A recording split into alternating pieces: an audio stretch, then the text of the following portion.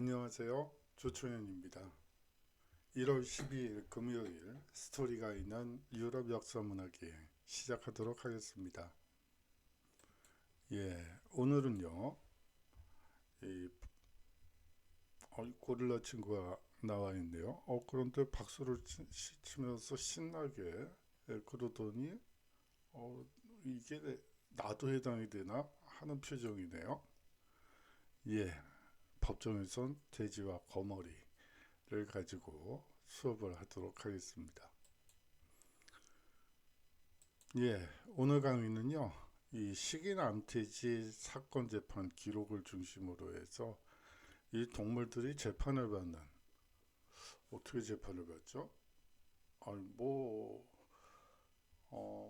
의식을 가지고 있고, 선악을 판단하고, 반성을 할 수 있어야지 이게 재판이 가능한데, 이 암태지가 그런 능력이 있는지 잘 모르겠네요. 예, 뭐 이외에도 여러 종류의 다양한 동물들이 이 중재 법정에 끌려 나오게 됩니다. 그들은 왜 그런 신세가 됐을까요? 이러한 현상은 사실상 이 파문의 일상화와 직결되어 있습니다. 여러분들 종교적 파문은 현대사회에서는 별 의미가 없죠. 뭐 제가 뭐 예를 들어 가톨릭에서 불교에서 뭐 이슬람교에서 파문을 당한다고 해서 제가 일상생활하는데 아무런 지장이 없습니다. 하지만 이 중세 사회는 종교가 지배하는 사회이기 때문에 그리고 이 서양의 경우에는 이 출생신고, 사망신고, 결혼신고 등을 전부 교회에다 하게 돼 있죠. 그렇기 때문에 이 파문이 돼버리면 그야말로 이 주민등록 우리식으로 얘기하면 주민등록 등본도 없어지고 그야말로 주민등록 말소가 돼버리는 그런 상황이 됩니다. 생활 자체가 불가능해지는 것이죠. 바로 그러한 주제를 중심으로 해서 한번 이 중세 사회를 살펴보도록 하겠습니다. 오늘은요 이 중세 동물 재판의 모습을 살펴보고요. 이 동물 재판과 중세 사회 그리고 종교적 파문의 의미 그리고 지방 분권의 성격까지 한번 살펴보는 시간을 갖도록 하겠습니다.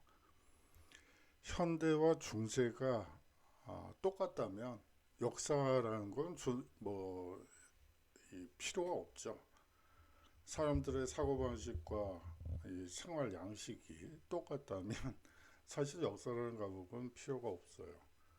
이 역사라는 과목은 이 다양성을 인정하는 그 시대마다 혹은 지역이 달라지면 사람들의 사고방식이나 행동 양식이 달라질 수밖에 없다는 게 전제되어 있습니다. 중세는 현대와 어떤 차이가 있을까요? 바로 그 점을 중심으로 해서 수업을 진행해 보도록 하죠. 이 동물재판의 실상부터 살펴보도록 하겠습니다. 여기 사파가 있네요. 이 돼지가 새끼까지 데리고 이 재판에 참석을 하고 있네요. 그런데 뭐 꿀꿀꿀 밖에 못할 것 같은데 이거 대화가 될까요? 이 변호사 친구하고요. 이 변호사인지 검사인지는 잘 모르겠어요. 이 친구가 변호사일 가능성이 높고 이 친구가 검사이겠네요. 검사. 여기 재판장이 이제 법적 대리인인 이 변호사와 또 기소를 한 검사 이 얘기를 들으면서 이 돼지의 형량을 어떻게 해야지 될까 고심하고 있는 모습입니다. 뭐 지금 기준으로는 도저히 이해가 안 가는 그런 그림인데요. 여러분도 어떻게 생각하세요? 13세기부터 18세기까지 동물이 인간과 똑같은 방식으로 정의되고 비난받고 법의 심판을 받고 처벌을 받게 됩니다. 그래요? 정말 놀라운 일이죠. 이 정의의 이름으로 이루어진 동물에 대한 파문, 공개, 엑소시즘, 그리고 사형 선고, 벌석 재판, 오늘날 우리에게 매우 해괴해 보이는 서양 중세 이 사법 시스템의 암호를 풀어보도록 하죠. 신생아를 잡아먹은 돼지는 교수형에 처해지고요. 이 거머리는 더 이상 물고기의 피를 빨지 말라고 정의의 명령을 받기도 합니다. 유럽에서는요, 거의 1000년 동안 동물과 가축 그리고 해충이 법의 심판을 받고 이 라틴어 인용문으로 구성된 수사법에 따라 판결을 받게 되죠. 예, 일반 이 중세 시기의 평민들도 이 제대로 알아먹지도 못하는 이 라틴어 인용문으로 이 판결문을 받았다는 얘기가 되는데요. 그래요. 이 중세 시기에 라틴어를 읽을 수 있는 이 사람의 숫자는 상위 3%도 되지 않는다고 보시면 돼요. 뭐 한 마을에 한 2명 정도 있을까요? 뭐 영주 그리고 이 성직자 이렇게 2명 빼놓고는 이 까막눈이에요.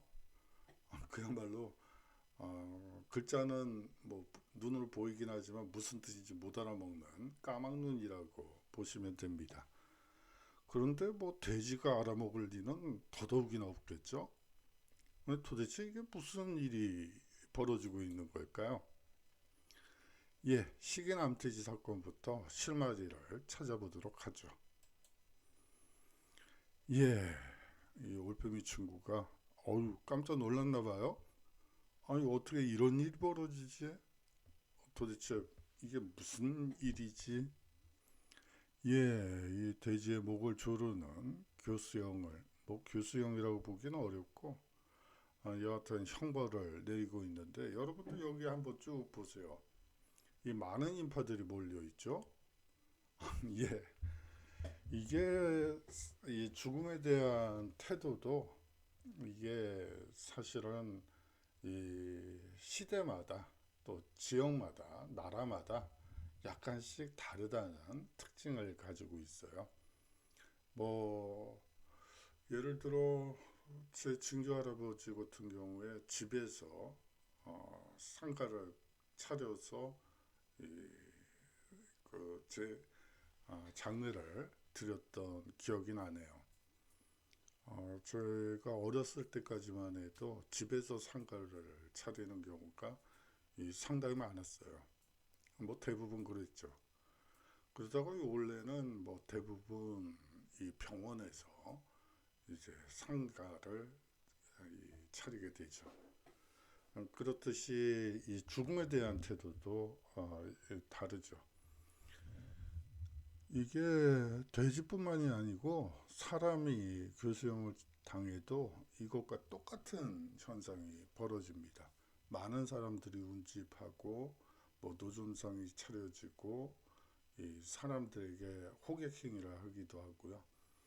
그야말로 이 축제 분위기 아니 뭐 이런 표현 쓰는 건 좀 그렇긴 한데 돼지가 죽어나가고 있는데 축제 분위기다. 뭐 이건 좀 그렇긴 한데 여하튼 이런 분위기 즉 장래 혹은 형의 처벌 요 근래는 일반인들이 뭐 사형 선고를 당한 죄수가 사형을 당한다 하더라도 우리나라에서 사형제도는 뭐 거의 유명무실화 되긴 했지만 그거를 공개 처형하는 형식은 쓰고 있지 않죠. 하지만 이 중세 사회만 하더라도 이렇게 공개 처형을 하고 사람들이 운집한 가운데 뭐 어른들만 보는 게 아니고 애들들까지 남녀노소 구분 없이 무슨 뭐 축제처럼 사람들이 몰려들고 있는 모습입니다.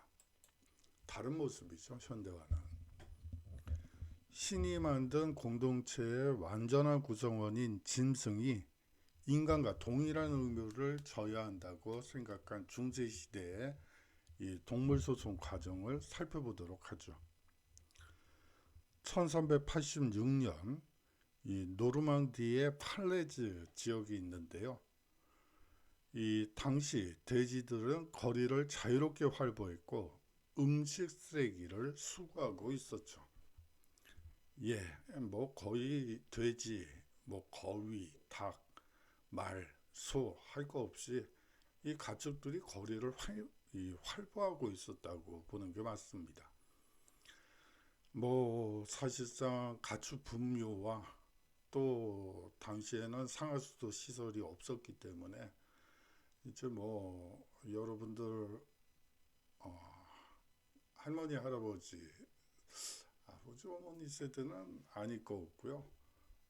할아버지 할머니한테 한번 뭐 요강 얘기를 해보시면 어떨까 하는 생각도 들어요. 뭐 워낙 이 화장실이 이 푸세식이다 보니까 이 요강을 활용할 수밖에 없었죠. 뭐 그러면 그거를 이제 길바닥에 내다 상하수도 시설이 안 돼 있기 때문에 이 길거리에 내다 버리게 돼요. 그거를 이 돼지들이 이 쓰레기 수거하듯이 지금의 이,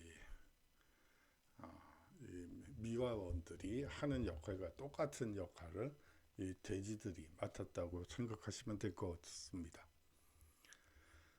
어느 날 암돼지가 아무렇게나 방치된 신생아의 팔과 얼굴을 먹기 시작했고요. 아기는 불행히도 사망에 이르게 됩니다. 암돼지는 이 법정에 서게 되죠. 이 재판은요 무려 9일간 이루어지게 되고요. 다행히 그 재판 과정이 가장 완벽한 형태로 이 문서보관소에 보존되어 있습니다. 이 재판이 끝난 뒤 암돼지는 먼저 팔레주 교회에 있는 감옥에 갇히고요. 얼마 안 되어 교수형으로 죽은 뒤 태워지게 됩니다. 팔레즈의 판사는 암돼지를 사용하기 전에 사람처럼 여성 제수복을 입히기도 하죠. 예, 뭐 이 판사가 뭐 현대 개념으로 뭐 성도처증이나 뭐 그런 거에 걸린 건 아니고요. 인간과 똑같은 조건 하에서 이 돼지를 바라봤다고 여러분들이 생각하시면 이러한 판사의 행동을 이해할 수 있을 거라고 짐작이 됩니다. 이 감옥에 갇히는데요. 이 감옥도 이 돼지오리가 아니라 사람들이 수용되는 그 감옥에 이 돼지들이 죄수들과 함께 갇히게 되죠. 사람과 돼지를 동격으로 거의 동격이라고 봐야지 되겠죠. 예, 그러한 현상을 가장 극명하게 보여주는 것이 바로 뒤의 사례입니다. 돼지 사회에 사람을 먹으면 안 된다는 경각심을 각인시키기 위해 이 판사는 팔레즈 트리니티 성당에 사건의 전말을 담은 벽화를 그리도록 판결하게 되죠. 이 그림은 19세기 초반까지도 일반에 공개됐고요. 이 벽화를 그리게 만든 이유가 더 이해하기가 어렵습니다. 이 주변 농민들에게 키우는 돼지들을 데리고 와서 이 암돼지의 사형을 보고 다시는 그러한 만행, 즉 아기를 잡아먹는 만행을 저지르지 못하도록 훈계하기 위한 판결이었다고 판시하고 있죠. 돼지들이 이 암돼지의 사형 집행을 보면서 나는 저런 행동을 하지 말아야지 라는 경각심을 가질 수 있다고 판단했던 것입니다. 여러분들 중에서 이런 생각을 돼지한테 실수가 죄송합니다. 뭐 당연히 아니죠. 뭐 개, 고양이가 뭐 이러한 판단 능력, 그리고 이 반성 능력, 그리고 뉘우침, 뭐 이러한 것이 가능하리라고 생각하시는 분들은 없을 거라고 생각을 합니다. 예, 또 다른 예를 하나 보여드리도록 할게요. 이 암돼지와 새끼들이 이 연루된 식인 사건과 관련된 사건 기록입니다. 부르고뉴 지방에서 이 비슷한 재판이 재현되는데요. 신생아를 잡아먹은 혐의로 기소된 암돼지가 있었습니다. 그런데요, 이 암돼지가 무려 6마리의 아기 돼지와 함께 신생아를 먹었기 때문에 총 7마리 돼지가 한꺼번에 검사에 의해 기소된 사건이었습니다. 다행히 6마리의 아기 돼지의 경우는 엄마 돼지를 따라한 모방 범죄에 불과하다고 판단한 재판부에 의해 훈방 조치가 이루어지고요. 이 새끼 돼지들은 이제 이 법정에서 이제 농민들에게 이 분양, 뭐 그걸 뭐라 그러죠? 이 나눠주는 그렇게 이 판시가 이루어지게 됩니다. 판결이 이루어지게 됩니다. 예, 뭐 아기 돼지들은 뭐 요새 말로 그 뭐라 그러죠? 촉탁 돼지들인가요? 그건 잘 모르겠어요. 뭐 여하튼 이 아기 돼지들은 엄마의 행동을 단순히 모방한 것에 지나지 않는다고 판단한 재판부에 의해 이 훈방 조치가 이루어지고요. 이 남은 암태지만 그 사건을 주도한 이 암태지만 사형 선고를 당하게 되죠. 당시 재판 기록에 따르면 재판 과정에서 암태지는 범행 일체를 부인했다고 합니다. 뭐 어떻게 부인했다는 얘기인지 꿀꿀꿀밖에 하지 못할 것 같은데요. 여하튼 이 변호사를 통해서 사건 일체, 범행 일체를 부정했다고 합니다. 그러자 이제 공문을 받게 되자 비로소 꿀꿀하며 이 유죄를 인정했다고 재판 기록에는 명확히 적혀 있습니다. 그래요. 뭐 이거를 어떻게 봐야지 될까요? 참 난감하죠. 암태지가 범행일체를 부인했다.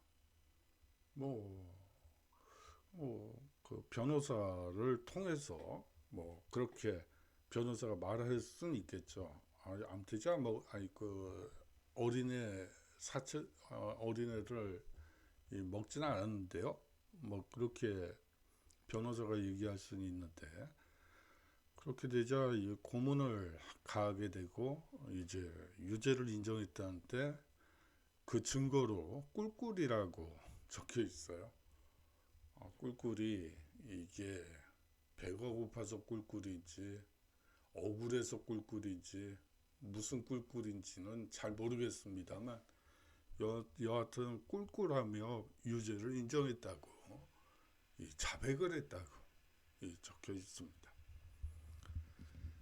오늘날 우리들에겐 괴이하면서도 동시에 비이성적인 것처럼 보이지만 단순히 과거의 일로만 보고 웃어넘기기엔 몇 가지 문제가 있습니다.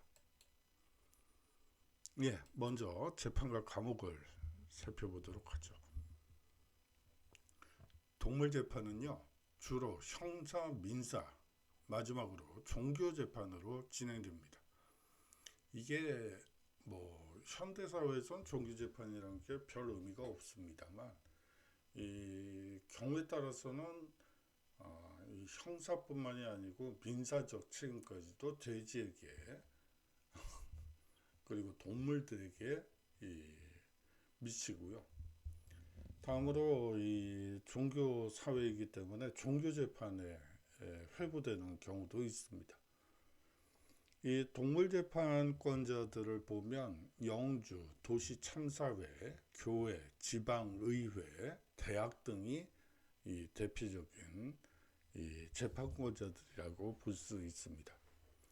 뭐 지금 제1심을 담당하는 재판부라고 볼 수가 있는데요. 지방법원들이 되겠죠.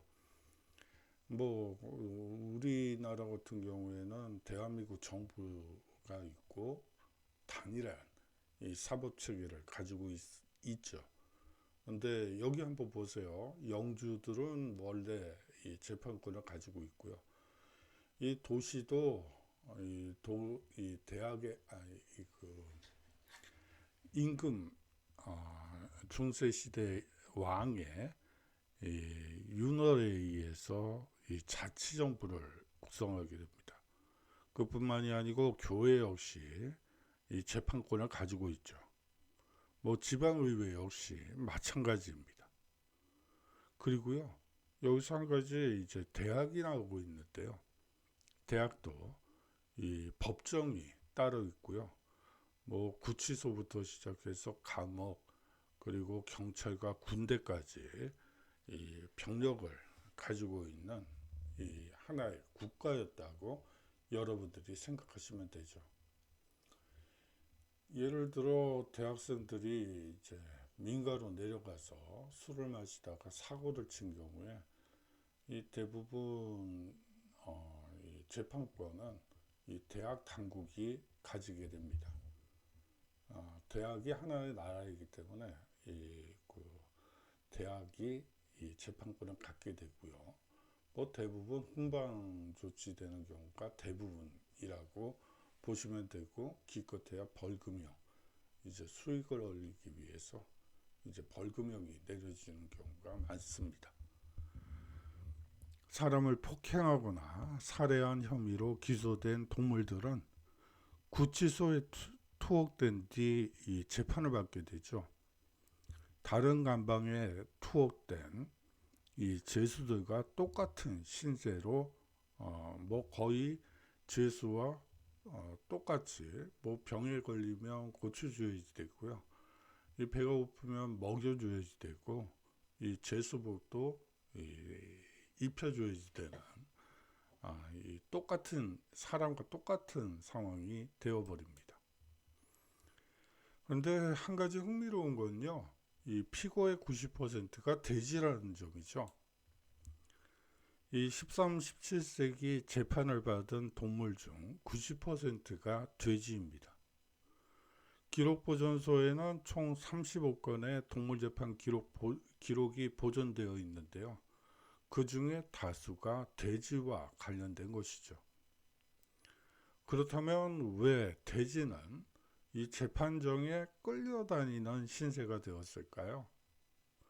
뭐 돼지만 인육을 먹은 동물도 아닌데 말이죠. 뭐 인육을 먹은 동물들은 뭐 표범부터 시작해서 호랑이, 사자, 뭐 제규어 할 거 없이 이 많은 동물들, 곰까지 포함해서 이 많은 동물들이 인육을 먹었음에도 불구하고 그들이 재판정에 서는 경우는 없습니다. 근데 왜 애꿎은 돼지만 인육을 먹었다는 이유만으로 이 재판을 받게 됐을까요? 그것은 중세인들의 실용적 사고 때문이 아닐까 하는 생각도 듭니다.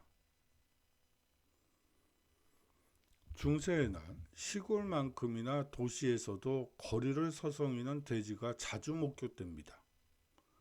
이 시장 위에 갑자기 출몰해서 난장판을 벌이기도 하고요. 상점을 약탈하고 잘 가꾸어 놓은 정원을 쑥대밭으로 만들어 놓기도 하죠. 아이들에게 돌진해서 다치게 하거나 심지어 이 신생아를 잡아먹기도 했다는데요. 중세인들은 돼지가 책임의 개념을 가지고 있고 선과 악을 구별할 줄 아는 존재라고 믿었습니다. 예, 바로 이 지점이 돼지가 이 재판을 받게 되는 가장 근본적인 이유라고 볼 수가 있겠죠. 법정에 세우고요. 돼지를 법정에 세우고 변호사를 뽑아 변론의 기회를 주고 재판 비용을 대주고 먹이를 주고 보호해 줍니다. 예, 중생인들에게 재판이란 무엇일까요? 이 중생인들의 법정서는 이 동물이 사람에게 해를 입히면 주인이 아니라 죄를 범한 동물이 스스로 책임을 져야 한다고 생각했습니다. 예, 만약에 이 길거리를 반려동물과 함께, 요새 반려동물이라는 표현을 자꾸 쓰는데, 이 반려라는 것은 반려자, 뭐 동물과 사람을 그렇게 동격으로 만들어도 되는 건지, 뭐 그거는 잘 모르겠어요. 정서상으로는 좀 와닿지가 않는 단어가 이 반려동물인 것 같아요. 제가 너무 좀 고리타분할까요? 그렇지만 이 평생의 반려자, 그것과 이 반려동물이 동격이 되는 게 이게 좀 그러네요. 예, 뭐 여하튼 그건 제 생각일 뿐이고요. 이 주인이 동물을 제대로 감독하지 못한 죄도 인정되어 성지순례를 떠나야 했지만 이 교수형을 당하는 동물보다는 약한 처벌을 받게 됩니다. 예, 아까 약간 좀 옆으로 샜네요. 뭐, 이 산책을 시키다가, 뭐, 고양이는 산책을 시키면 안 되죠. 그 도망가요. 그 야, 그 야생 고양이가 되죠. 뭐 요새 뭐 길고양이, 뭐 들고양이, 뭐 그러는데, 이 말들이, 뭐 좋은 말들이 생겨서 다행이긴 하지만, 좀 생소한 표현들도 많아서, 뭐, 수없이 근데 제대로 쫓아가기도 힘드네요. 근데 뭐 여하튼 이 강아지들을 요새 다 큰 늙은 강아지도 강아지라고 하더군요. 그래서 그것도 좀 이상하다는 느낌을 많이 받는데요. 친구들이 뭐 강아지를 가지고 가겠다. 그래서 뭐 그러면 와라. 그랬더니 뭐 강아지라고 그랬는데 아주 큰 개를 가지고 왔더라고요. 그래서 야 이게 무슨 강아지냐 개지. 그랬더니 야 이게 얼마나 이쁘고 귀여운지 아니야. 뭐 이렇게 얘기를 하니까 뭐 할 말은 없습니다만 이 개념이 자꾸 이 불분명해지는 이 오해 여지가 많아지는 뭐 그런 점도 있더라고요. 그런데 이 자꾸 옆으로 새네요. 이 강아지를 데리고 개를 가지고 뭐 강아지가 물기하겠어요. 그러니까 개를 끌고 이제 산책을 가는데 산책 중에 이 길을 가던 아이를 물었다고 합시다. 그러면 지금 기준으로는 그 반려동물을 키우는 이 사람들이 이제 형사재판 혹은 민사재판의 대상이 된다고 볼 수가 있죠. 하지만 중세사회에서는 이 개주인이 아니라 이 개들이 혹은 이 돼지들이 이 재판장에 쓰게 되고 법적 책임을 지게 되고요. 이제 물론 잘 감독하지 못한 주인 탓도 있기 때문에 이 주인에 대한 처벌도 있긴 합니다만 그거는 뭐 성지순례 정도이기 때문에 뭐 죽는 것만 하겠어요. 그게 뭐 그렇다고 보시면 되겠죠. 예, 이러한 현상은 파문의 일상화와도 직접적인 관련이 있었던 것으로 보여요. 인간 법정에 동물을 기소하는 회개한 간행은 그리스도교가 영향을 미친 시대에 파문이 일상화되면서 나타난 현상입니다. 예, 이 파문이란 건 아까 초반부에 말씀드린 것처럼 이 주민등록 말소에 해당이 돼요. 만약에 그 사람이 뭘 누가 찔러 죽였다 그래도 상관이 없어요. 왜냐하면 주민등록 말소가 됐기 때문에 이미 죽은 사람이죠. 존재한 바가 없고 지금 현재 존재하지도 않아요. 그렇기 때문에 뭐 상관이 없죠. 그야말로 이 재판이 이루어질 수가 없게 됩니다. 이 피조물에 대한 파문에는 나름의 전통이 있었다고 볼 수가 있는데요. 설화에 따르면 성 베르나르가 어느 날 수도원에 도착하자 이 파리떼가 몰려드는 것을 목격하게 됩니다. 피곤해 죽겠는데 이게 웬 파리떼야? 열받죠? 이 화가 난 성 베르나르가 이 파리를 파문했고 파리는 그 즉시 죽었다는 전설적인 얘기죠. 아울러서 이 신약 성서에 따르면 이 예수 역시 열매를 맺지 못하는 무화과 나무를 저주했다고 합니다. 그러자 나무가 갑자기 고사당했다고 하죠.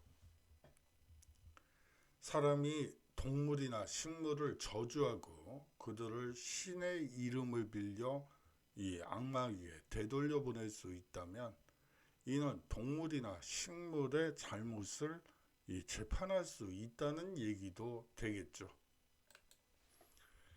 이렇게 되면서 다양한 생물들이 기소되게 됩니다.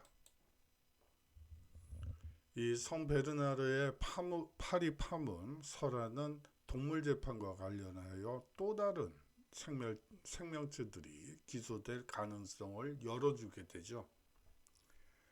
이후 인간이나 척추동물만이 아니라 다른 생물군도 재판을 받게 됩니다. 예를 들면요, 곤충이라든지 설치류라든지 이 무척추동물의 무리들이 해당된다고 볼 수가 있습니다. 이 곤충, 설치류, 무척추 동물의 공통적인 특징 중에 하나는 이 곤충이 아니죠. 이 곡물을 먹는다는 이 특징이 있죠.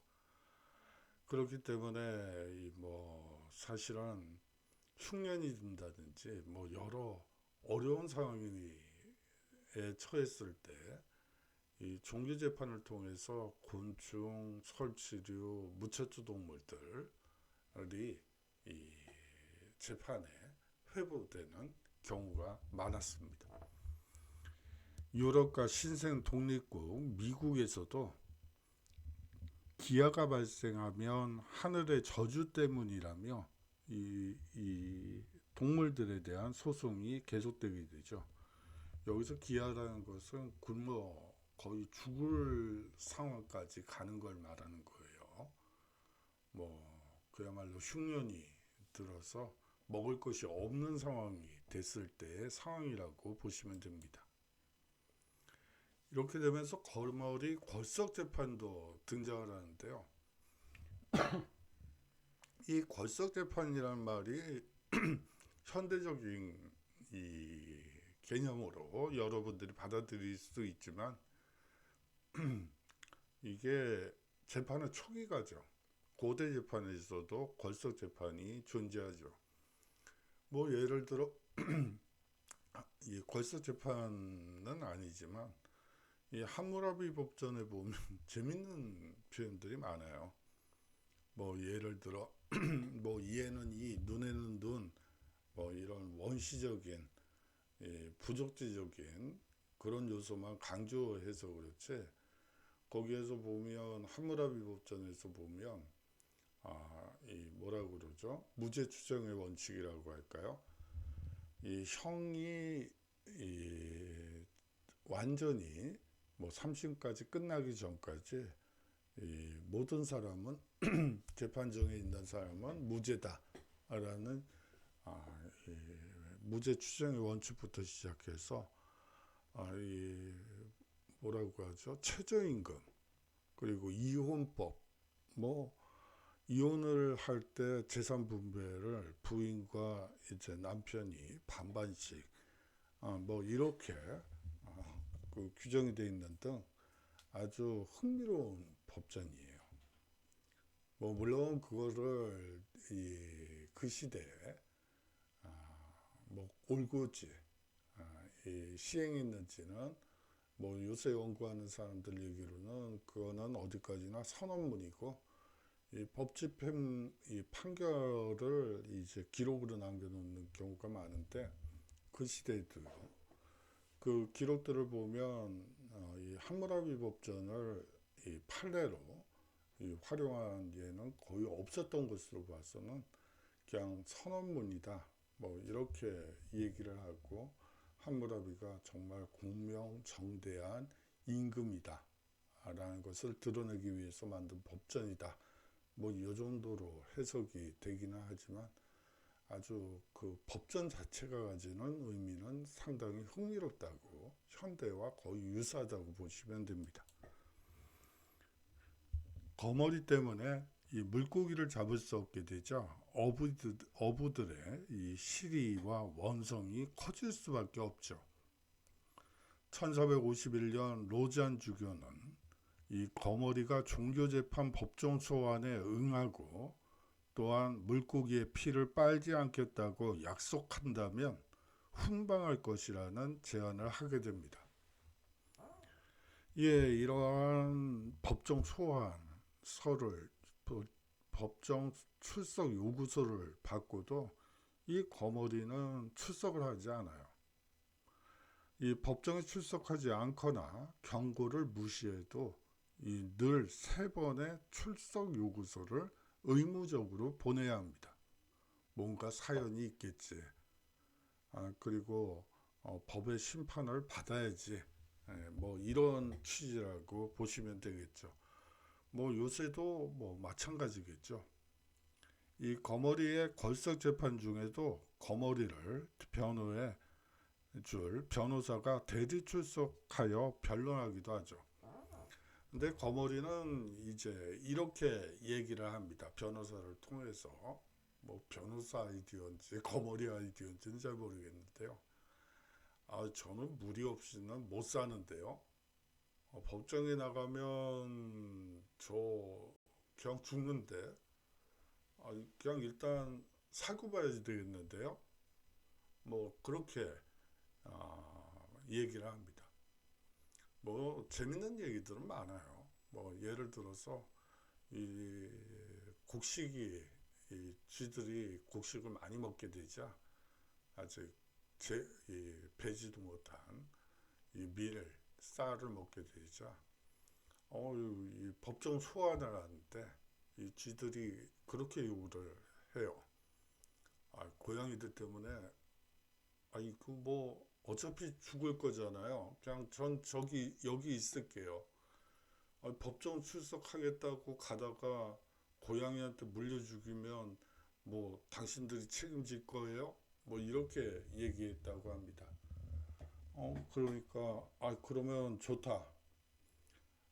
시정부 그 당시에는 시정부였는데 시정부에서 이 포고령을 내리죠. 모든 고양이들을 집 안에 가둬라 라는 쥐 때문에 고양이가 고생하게 생겼네요. 뭐 그런 포고문을 내리고 이 법정 소환을 또 요구하게 됩니다. 그랬더니 이게 또 쥐가 출석을 하지 않았어요. 그래서 왜 출석 안 했니? 다음번에 꼭 나와라 이렇게 했더니 그 쥐가 있는 말이 그 야생 고양이들 때문에 무서워서 못 나가겠는데요. 그 들고양이, 길고양이들 있잖아요. 걔네들 다른 고양이, 집고양이들은 다 집에 있는데 그 들고양이들 때문에 무서워서 못 나가겠는데요. 집 밖은 위험해. 역시 이불 밖은 위험해. 뭐 이렇게 얘기를 하게 됩니다. 재판장 입장에서는 뭐 또 그럴 수도 있겠구나 하면서 이제 걸석 재판을 이제 시행하게 되죠.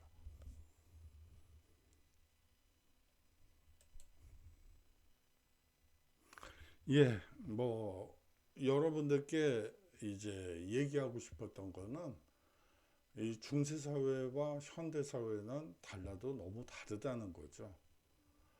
이거를 이해하고 못하고의 문제가 아니고요. 사실상 다름을 다름으로 인정해야지 된다는 점이에요. 이게 다르지 않고 같다면 뭐 역사학이라는 거 필요가 없어요. 뭐 사회학으로 대체시켜도 뭐 아무 상관이 없죠. 뭐 그렇기 때문에 이 사실상 시대가 달라지면, 그리고 이 지역이 달라지면, 그리고 나라가 달라지면 이 사람들의 행동 연식과 또 모든 것을 보는 태도가 이 달라질 수밖에 없고, 그 점을 다름을 인정하는 것이 이 역사학의 이 목표다라고 말씀드릴 수 있을 것 같습니다. 다음으로 이 동물원 흑역사를 한번 보도록 하죠. 오랑우탄 친구가 좀 가련한 눈빛을 저희한테 던지고 있죠. 예, 디즈니 뭐 푼바 나오던 그게 뭐였더라? 우리 집 애가 좋아했던 비디오가 있었는데요. 뭐 여하튼 이 동물원의 역사, 그리고 권력의 과시, 제국의 과시, 우리의 갇힌 인간까지 한번 살펴보도록 하죠. 예, 처음에는 권력의 과시로서, 부의 과시로서 동물원이 등장하게 되는데요.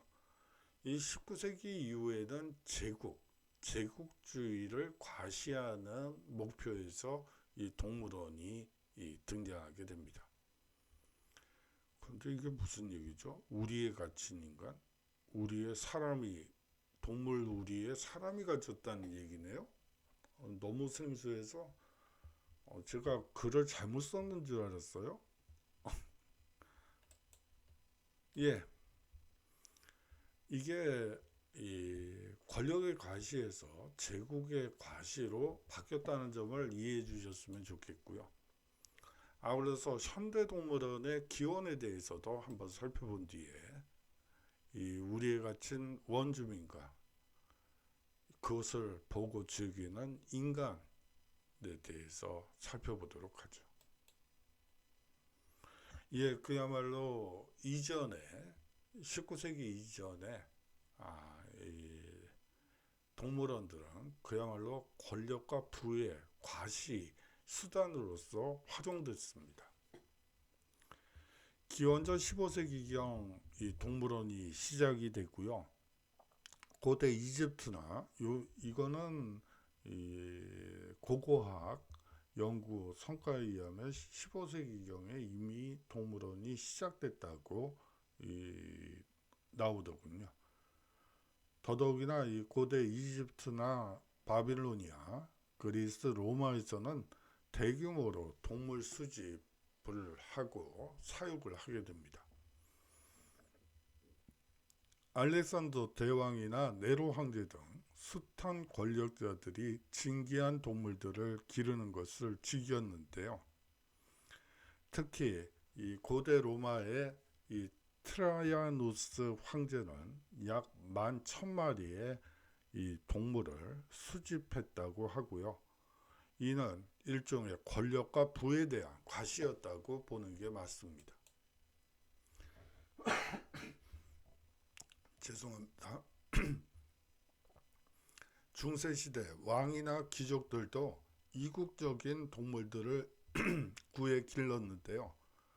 이 귀한 구경거리를 제공하면서 자신의 정치적인 힘을 가시하기 위함이었죠.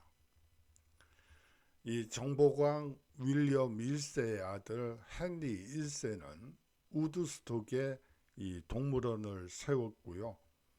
이국적인 동물을 키우는 이 영국 왕실의 전통이 바로 이 시기부터 시작됐다고 보시면 됩니다. 예, 이 엘리자베스 2세가 몇 년 전에 돌아가셨죠?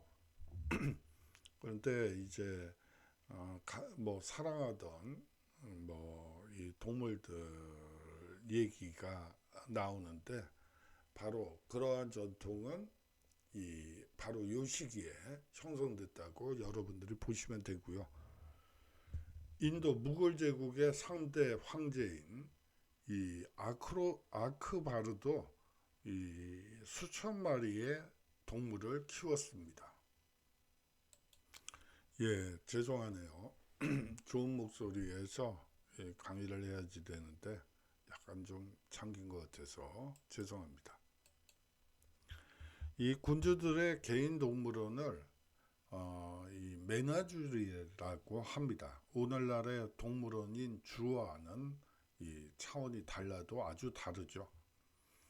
이게 어떤 점에서 다르냐면요, 이 일반인들에게 개방된 근대 동물원의 경우 이 일반에게 공개된다는 점도 특이한 점이고요. 이 메나주리와 다른 점이고요. 아울러서 과학 연구와 공공교육, 그리고 위락, 동물 보호의 성격까지도 갖추고 있다고 볼 수가 있습니다. 거기에 비해서 메나주리는 이 군주나 황제의 호기심 혹은 부와 권력의 과시, 그 이상도 이하도 아니었습니다. 백성들에게 공포심을 조성하기도 했죠. 메나주리의 맹수가 정치범의 사형 집행자 역할을 하기도 하고요. 말과 기린, 사자 등에게 서로 싸움을 붙이기도 합니다. 메나주리에서 기르는 동물들이 번식을 많이 하거나 혹은 건강 상태가 좋지 않은 것을 보면서 길조나 흉조를 점치기도 하죠. 왜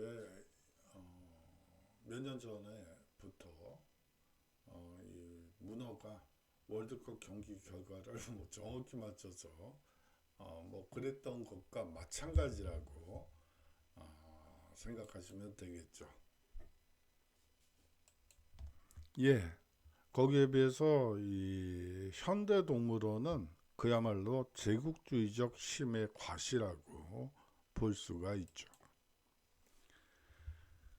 19세기 이후 생기기 시작한 공공동물원도 식민지 지배력을 증명하는 상징으로 기능했습니다. 당시로서는 보기 힘든 동물을 포획한다는 사실 자체가 이 머나먼 이국 땅을 정복했음을 상징한 것이죠. 이 제국주의 열강들은 아프리카나 아시아의 침략 과정에서 동물을 약탈했고요. 19세기 후반 세계 최대 동물상인 독일인 칼 하버겐 베크의 이 경우에 20년 동안 무려 사자 1000마리, 호랑이 3,400마리, 표본 6,700마리, 곰 1000마리, 하이에나 800마리를 팔았다는 기록이 증언하듯 이 당시 동물 거래량은 막대했다고 볼 수가 있습니다. 이 칼 하겐베크는 우리나라 이 초기 동물원인 초대 동물원인 이 창경원 동물원의 이 동물들을 대던 동물상이기도 해요. 예, 우리나라 역사하고도 관련이 있죠. 뭐 직접적인 관련이 있다기보다는 뭐 그런 동물을 대주는 이 동물상이었다고 여러분들이 생각하시면 되고요. 이 창경원 동물원 얘기가 나와서 그러는데, 이 창경궁을 창경원으로 격화시킨 게 이게 일제냐 아니면 순조냐를 두고도 학계에서는 많은 논쟁이 벌어지기도 합니다. 그런데 요 근래 학계 분위기를 봐서는 순조가 스스로 창경궁을 창경원으로 만들고 거기다 동물원과 식물원을 세우라고 명을 내린 것으로 보여요. 사실상 창경궁에 갇혀 사는 그야말로 한심한 상태가 되죠. 이 순조 입장에서는 이 대한제국 시민들, 이 조선 사람들이 도대체 어떻게 일제 시대를 경험하고 있는지 전혀 몰라요. 그러다 보니까 일반 백성들과 이 정보를 얻기 위해서 일부러 궁을 원으로 격화시키고 거기에 동물원과 식물원을 세워서 일반인들이 자유롭게 출입하도록 하고 이제 가끔씩 이제 독립운동하는 사람들하고 접촉하기 위해서 좀 자유로워지기 위해서 이 창경궁을 창경원으로 만들었다 라는 썰이 요 근래에는 뭐 일반적인 것 같아요. 뭐 일제가 그랬다는 친구들이 뭐 또 많기도 하지만 또 역으로 그렇게 주장하는 친구들도 있습니다. 뭐가 맞는지는 아직 논쟁 중이고요. 예, 최초의 근대적 동물원을 한번 보도록 하죠. 이렇게 철장으로 이루어진 것이 창경원 동물원이라고 보시면 되고요. 뭐 서울대공원, 과천 서울대공원은 방사형이라고 보시면 되겠죠. 최초의 근대적 동물원이 세워진 것은 오스트리아 비엔의 쉔브룬 이 동물원입니다. 이 쉔브룬은 궁이죠. 원래 궁 안에 이 동물원을 설치했다고 보시면 돼요. 그래서 일반에게 공개했죠. 이 창경원과 뭐 거의 유사한 이 논리 구조라고 볼 수가 있습니다. 그래요. 뭐 일제에 의해서 그렇게 됐을 수도 있고 그렇긴 하지만 뭐 이것도 나름대로 설득력은 있는 것 같습니다. 1828년 런던의 리젠트 파크에 이 동물원이 설립되면서 유럽 각지에 차례차례 동물원이 들어서게 되죠. 아주 경쟁적으로 들어서게 돼요. 그중 독일의 이 슈텔링겐에 세워진 하겐베크 동물원은 근대 동물원의 원형으로 자리 잡고 있습니다. 이 동물원을 세운 칼 하겐베크는 뭐 아까 말씀드렸다시피 또 창경원 동물원의 이 동물상이기도 했어요. 근데 그 칼 하겐베크는 근대 동물원의 아버지라 불릴 만큼 이 파격적인 운영으로 명성을 얻었죠. 예, 그런데 이게 무슨 얘기일까요? 우리의 가치는 원주민이라고요? 여기에 동물이 있어야지 왜 원주민이 있을까요?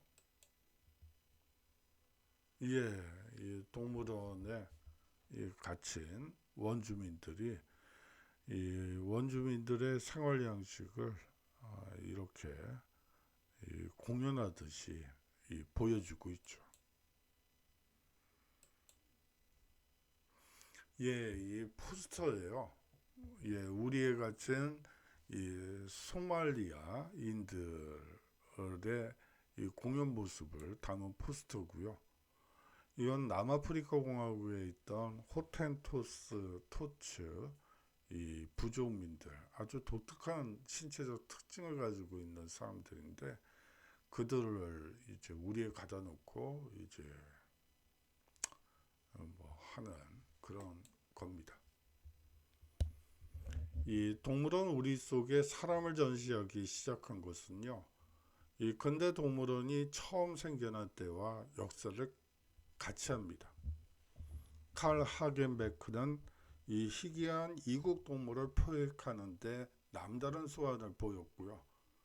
이 1907년에 독일 함부르크 근처에 이 슈텔링겐의 이 하겐베크 동물원, 즉 근대식 동물원의 원형을 세우기도 하죠. 예, 이 하겐베크 동물원의 독특한 특징 중에 하나가 철책을 치우고 낮은 울타리를 설치한 방사식 동물 수용 방식 때문입니다. 육식 동물과 초식 동물이 공존하며 자연환경과 어우러진 이 동물원을 조성했죠. 이 하겐베크 동물원의 이 기원을 살펴보면요. 이 하겐베크의 아버지는 이 1848년 생선 중개상이었다고 해요. 이 그가 이 아버지가 이 상어 그물에 우연히 걸린 물개 6마리를 인어라고 속여서 흥행에 성공하게 됩니다. 이후 하겐베크는 이 세계 곳곳의 온갖 동물들을 포획 전시하여 흥행에 성공하게 되죠. 그런데 문제는 동물만이 아니라 사람을 전시한 것으로도 유명합니다. 1875년 하겐베크는 라플란드의 라피족 남성 3명과 여성 그리고 갓난아기 술록을 인간쇼라는 제목으로 전시했죠. 라피족 여성이 가슴을 드러낸 채 아기에게 젖을 물리고 술록에 젖을 짜는 먹는 것을 보면서 이 관람객들이 아주 열광했다고 합니다.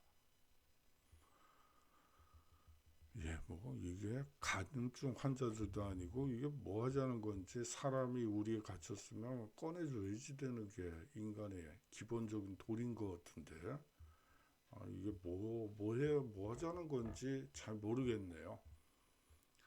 이 하겐베크는 라피족뿐만 아니라 에스키모, 아프리카인, 인디언, 호주 식인종에 이르기까지 이 다양한 인종들을 우리 안으로 몰아넣었습니다.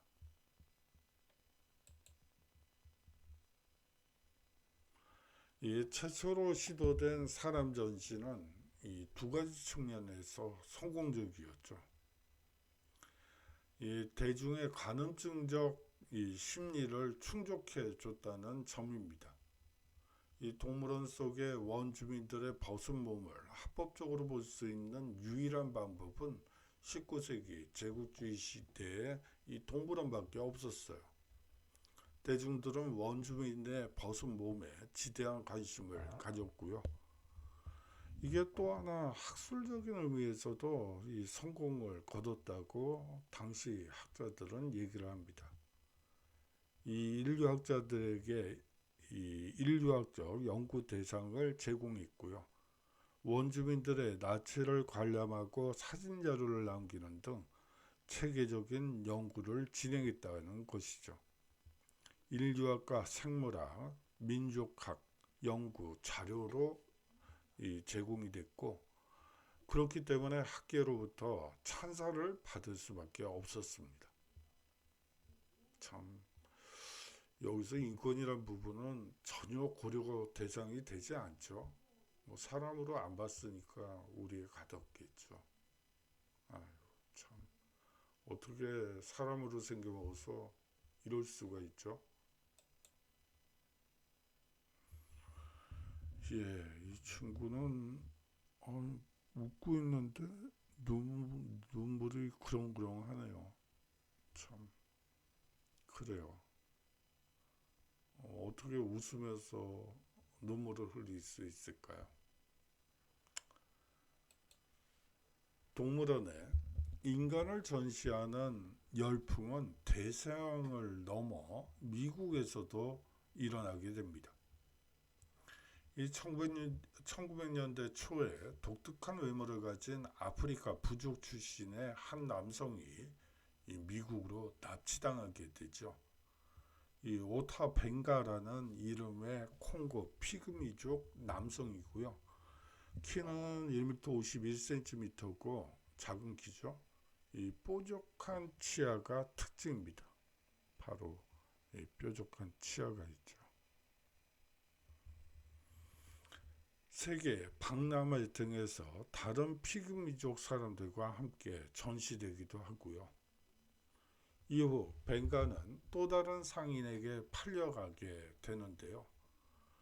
벵가를 인간보다 훨씬 열등한 존재로 인식하고 동물원에 전시하게 됩니다. 벵가는요, 이 뉴욕의 브롱크스 동물원의 오랑우탄 무리에서 동물들과 함께 갇혀 지내게 되고요. 이 동물원은 이 벵갈을 구경하기 위해 몰려든 사람들로 인산인해를 이루게 됩니다. 1906년 9월 브롱크스 이 동물원은 벵갈을 약 20일간 전시하며 막대한 돈을 벌어들이게 되죠. 일부 관람객들은 이렇게도 물었다고 합니다. 그가 사람인 것이 확신하냐고요. 이후 벵가는 버지니아의 어느 담배 농장에서 일을 하게 되고요. 이 동물원에서 지내면서 받은 정신적 상처가 너무나 깊어 인간에 대한 적대감과 우울증으로 당연히 그렇게 되겠죠. 이 고통 속에 지내다가 1916년 23살에 미국으로 끌려와 35세 생을 마감하게 되죠. 자살로요.